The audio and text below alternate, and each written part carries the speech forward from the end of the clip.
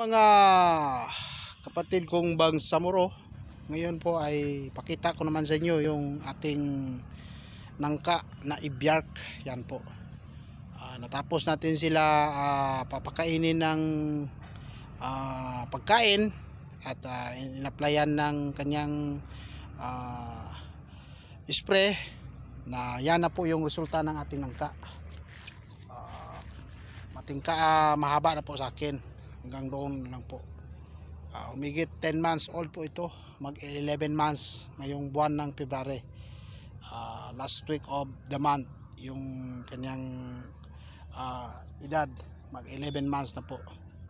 Humigit sa lahat na sa March ay mag-iisang taon na po ito. Yung nangka natin na ibyark.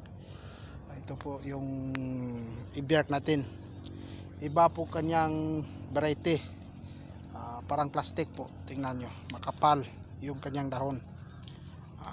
Yung nangka natin na ibyark, healthy po yung kanyang dahon at kanyang pangangatawan ay masigla kasi maganda yung ating nilagay sa kanila na mga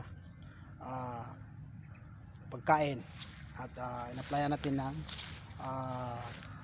organic fertilizer na may halong pagmamahal.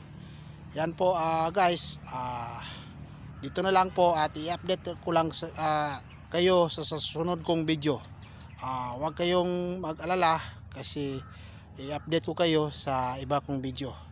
Like and share lang po sa mga kapatid nating tumantingkilik sa aking video at maraming salamat.